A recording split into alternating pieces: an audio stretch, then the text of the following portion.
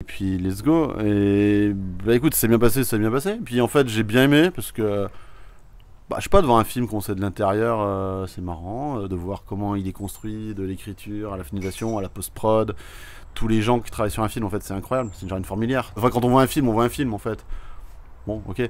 Et puis à la fin, t'as le générique, et puis c'est vrai que t'as 12 millions de noms. En fait, tous ces gens-là, ils existent vraiment, quoi. Ils sont là sur le tournage, et t'as les gens qui font le décor, et qui font les costumes, et qui te maquillent, et qui font le son, et qui font la régie. Enfin, il y a énormément de gens, et je veux dire, tu vois, ces gens-là, bah, ils seront toujours dans l'ombre, on verra jamais leur tête, mais ils sont vitaux, quoi, pour un film. Hein. Et t'avais aucune marge de manœuvre, quoi, aucune latitude. C'est vraiment, tu dis le texte et juste. Ah, ouais, où bon, il y a eu des moments, si c'était je un dois peu un peu plus. improviser, que je reste dans l'esprit du truc, ça allait, quoi.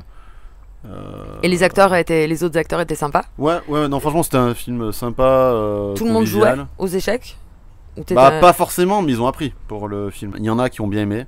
Il y en a d'autres, bon, bah, ils l'ont fait par obligation parce que c'était un rôle et tu dois Ah, savoir c'est le le faire. boulot, Et puis hein. depuis, ils ont lâché. Mais. T'es encore en contact avec eux? Bah, pas trop. Elodie, toujours. Des fois, je donne une petite nouvelle. Tu vois que c'est l'anniversaire d'un, tu dis allez, hop, un petit mot. Mais tu vois, c'est plus du contact super régulier. Ouais. Mais je sais, par exemple, Alyosha.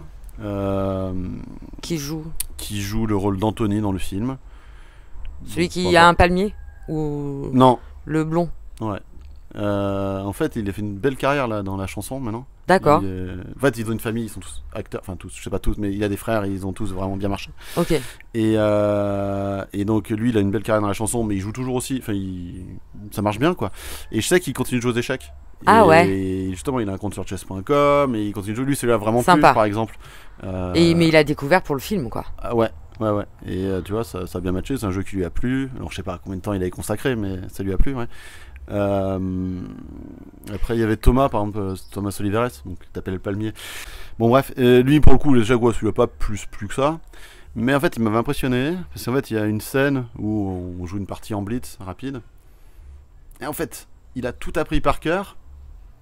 Mais genre, en fait, il comprenait pas ce qu'il faisait, en gros. Parce qu'il joue pas vraiment, quoi. Mais il bougeait les pièces, il avait la bonne gestuelle. Parce que ça aussi, c'était important pour le film, je pense.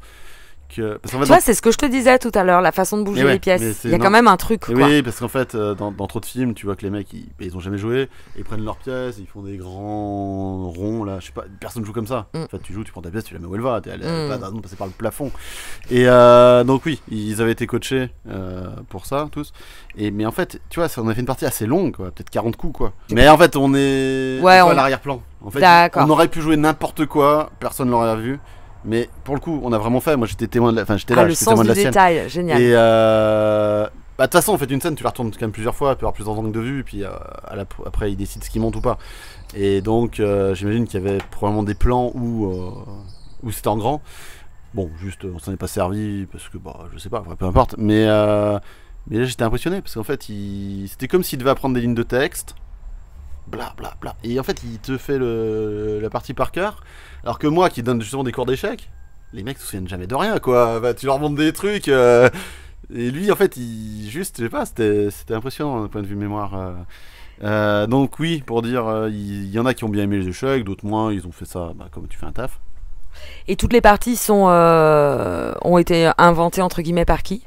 Je pense notamment à la dernière. Ou alors, il y en a qui peut être plus ou moins préexistante ou quoi, mais des fois ça a été créé. Et genre la dernière, c'était une création de Yosha, qui a toujours un peu composé des fois des études d'échecs, donc c'est des positions créées et tu fais des trucs un peu jolis, quoi. Et c'est vrai que la dernière partie, en fait, elle est jolie.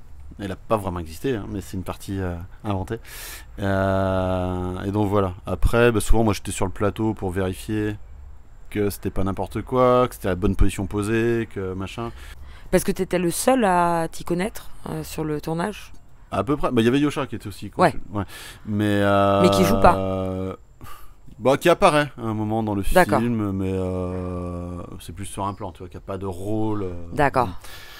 Alors, vous avez l'air de beaucoup vous amuser dans le film. Est-ce que tu t'es vraiment amusé sur le tournage? Ouais, non, c'était vraiment c'était cool. En fait, on l'a tourné à 2 endroits différents, c'était à Deauville et à Budapest.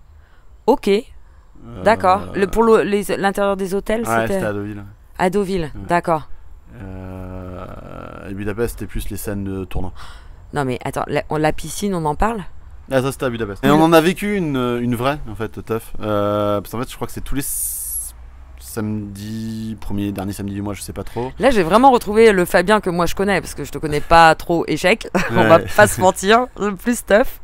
Et ouais, en fait, je sais pas, ils vident l'eau des piscines et ils en remettent des bains, quoi. Et du coup, ils disent, allez, ce soir, vous pouvez faire n'importe quoi, et open bar, enfin. Ok. Et donc j'ai vu, avec l'équipe du tournage, on est tous allés là-bas. Ouais. Mais Budapest, vraiment, j'ai bien aimé la ville, ouais. C'est sympa pour sortir, pour faire plein de... Ouais. C'était très bien. Et ça fait partie des pays dans lesquels on joue beaucoup aux échecs. Ouais, bon, tout ce qui est Europe de l'Est, ils aiment bien en général, les échecs. Maintenant, bon, pour le coup, les échecs, c'est devenu de plus en plus mondial avec Internet et compagnie. Mais traditionnellement, ouais, plutôt les pays de l'Est. Il y a une explication, tu la connais? Je sais pas trop, ça doit être un jeu qui coûte pas trop cher. Ah ouais, tu peux t'en faire en carton, bah oui, non, mais ça ou avec de la mie de pain comme dans le livre de Steven Zweig. Ouais. Beaucoup de gens d'ailleurs se sont mis aux échecs, m'ont expliqué à partir de la lecture du livre. Hein. Ah ouais? Ouais. Bon, ça finit quand même. Bon, le mec, ouais. Donc je pense oui, ça coûte pas trop cher. Ils ont eu des bons joueurs, ils ont eu une littérature, ça a dû se transmettre un peu, et puis j'en sais rien, tu vois. Non, parce que on n'a pas dit depuis le début, mais tu portes quand même un nom polonais. Oui. Mais bon, ça. Alors les gens peut-être doivent croire que t'es. Quand ils voient juste ton nom, ils doivent croire que t'es polonais. Ça te ramène peut-être un petit. J'ai un nom polonais, ouais, c'est Libiszewski, mais même mon grand-père était né en France, donc ça remonte. C'était mon arrière-grand-père qui était. À Saint-Étienne, il y a eu pas mal de Polonais qui sont venus à une époque. Mine, ouais. C'était pour la mine. Ton grand-père travaillait à la mine? Non, pas mon grand-père, mais c'était l'arrière-grand-père. Son arrière-grand-père travaillait à la mine, ok. En fait, j'ai le nom polonais, mais j'ai pas vraiment de contact. Enfin, je suis même jamais allé en Pologne. Ah, tu y es jamais allé? Bah, tu vois, par correspondance avec l'avion. Ouais, ok. Bon, j'avais le pass à aller dans un pays. Ouais, c'est clair. En fait, non, je suis pas allé. Bon, j'aimerais bien quand même, juste pour voir. Mais plus surtout, je crois que ça se développe. C'est assez cool, je crois, la Pologne maintenant. Mais le dernier point par rapport au film, avant de passer à tes autres activités. C'est symbolique. C'est que, en fait, le combat du héros.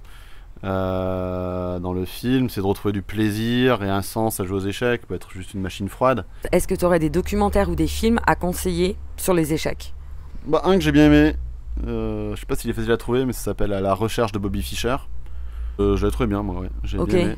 Peut-être le film que j'ai préféré sur les échecs, quoi, donc je sais pas. Bah, le Pawn Sacrifice, je sais pas comment on dit, pas mal. Il avait Liev joué. Schreiber. Oui, ah bah dans Scream.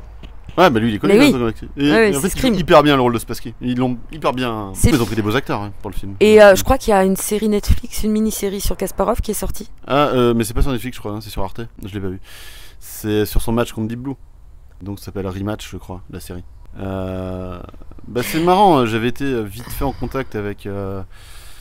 Je sais pas s'il était réalisateur ou s'il a fait plus, mais de ça. Parce que justement, le gars, je pense, avait dû contacter Elodie. Comme elle a déjà fait un film sur les échecs, je sais pas trop quoi lui demander, et elle m'a mis en contact un peu, et donc on avait vite fait échanger avant, mais c'est pas aller plus loin, même si moi j'ai rien contre rejouer, tu vois, c'était une belle expérience, je veux bien jouer, quoi, ouais. Mais j'ai eu différents sons de cloche, je crois que ça a été plutôt pas mal accueilli, que le gars il s'est quand même bien embêté, il a fait du travail de recherche, et genre, il a pas fait n'importe quoi. Après, pour les genres d'échecs purs et durs, le truc c'est que c'est quand même pas évident parce que Kasparov c'était Kasparov et c'est dur de jouer le rôle de Kasparov quand t'as connu le vrai Kasparov. Eh mais attends, c'était un bourreau des cœurs, il a été marié 3 fois. Kasparov, quoi. Très offensif aussi en amour. Très offensif de partout, quoi. Et t'as pensé quoi du jeu de la dame? Le jeu de la dame, oh, c'était pas mal. En fait, j'ai pas compris que c'était un si grand succès, mais en soi moi je l'ai pas trouvé mal le film. C'est un truc qui se regarde comme d'autres se regardent. Mais bon, faut dire que c'était aussi l'époque du confinement, donc les gens n'ont pas regardé la télé, ils avaient rien d'autre à faire. Vrai. Donc ça a sûrement aidé. Ouais. Mais il y a peut-être aussi un côté fascination, et le truc est pas mal fait, et puis tu voyages, et machin, et complètement inspiré de Fischer en fait.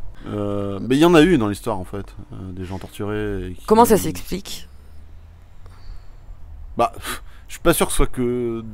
Genre ça, on peut voir de différentes manières, mais je suis pas sûr que ce soit de jouer aux échecs qui te rendent comme ça, et c'est peut-être des gens brisés, qui ont trouvé aux échecs un truc pour se canaliser, faire autre chose, mais qui restent brisés dans le fond et ça ressurgit, j'en sais rien, c'est possible dans ce sens-là. On a tendance à voir les joueurs d'échecs comme des gens supérieurement intelligents. Tu t'en penses quoi? Non, très non, mais je veux dire, probablement, t'as quand même des joueurs d'échecs qui ont des bonnes capacités cognitives. je pense, dans l'ensemble. Mais c'est pas forcément des gens qui vont être cultivés. Parce que bon, si tu veux faire que des échecs, être monomaniaque, tu veux faire que des échecs, tu joues bien aux échecs, tu joues bien aux échecs. Mais tu pourras bien jouer au foot, tu pourras bien jouer à autre chose. Et tu joueras bien à ton truc, en fait. Et ça te rend pas un génie pour autant. Ou peut-être que si. Mais ouais, c'est pas... Ça coule pas de source, quoi, pour moi. Et donc, oui, non, je pense que niveau cognitif, en général, ils sont pas idiots, quoi, les joueurs d'échecs. Mais c'est pas pour autant qu'ils vont être curieux et qui vont vouloir voir autre chose et s'intéresser à d'autres choses, et donc ça présuppose pas que ce sera des gens particulièrement intéressants ou pas, ou peut-être que oui, enfin presque au cas par cas, quoi. Mais est-ce que tu penses que t'as le cerveau qui est câblé différemment, ou est-ce que c'est une manière de penser qui est différente, tu penses? Non, c'est juste un jeu. Ouais, c'est la puissance... de toute façon, la puissance de calcul est assez importante, donc de te projeter. Ouais. Mais il n'y a pas le côté une pensée différente, tu vois. Je crois pas. Et puis en plus, je crois que c'est un mythe. Ouais, d'accord. De plus en plus d'ailleurs, parce qu'en fait, l'ordi est vraiment trop fort en étant débile. Un ordi, c'est super con. Enfin, ça fait que calculer. Il ne pense pas. Il a aucun concept de rien. Et en fait, juste par sa puissance de calcul, il nous éclate. Tu sais, Turing, après avoir inventé sa machine qui a décrypté Enigma, il a fait beaucoup de conférences sur les machines peuvent-elles penser. Et là, on te parle d'il y a 70 ans, quoi. Donc déjà, finalement, ce truc-là était en gestation avant même la naissance du premier ordinateur, quoi. Non, mais ce qu'il y a de dommage, en fait, d'ailleurs, c'est ça. C'est qu'en fait, les échecs... On peut, pas même moi, pendant longtemps, tu te dis c'est assez équilibré, bien sûr il faut calculer un peu, mais ça nécessite aussi un côté d'abstraction, de faire des plans, d'être stratège, machin. Mais en fait c'était juste un calculateur dur mais très puissant, comme l'ordi. Et en fait t'es déjà méga fort, en fait t'écrases le mec qui arrive à faire des projections. Enfin, donc en fait c'est ça le plus important. Comment les gens réagissent quand tu leur dis que t'es joueur d'échecs, de métier? Ah ils sont assez surpris. Ah tiens, ça existe. Enfin, c'est chelou, quoi, parce que c'est vrai que c'est pas c'est pas fréquent. Quelles questions ils te posent en général? Ils sont curieux. Ouais, ils te disent ah bon, comment ça marche, machin. Ou c'est quoi ton vrai métier? Je crois que je me fous de leur gueule, quoi. Je crois qu'une fois, quoi, c'est même les flics. J'ai dû me faire arrêter. Mais non. Comme ça, un contrôle. Non, mais vous faites quoi dans la vie? Je suis joueur d'échecs. Il a un peu tiqué, quoi. Non, mais... Ok, il doit être à 3 grammes pour dire ça. Désolé, quoi. Pour de vrai, quoi. Enfin,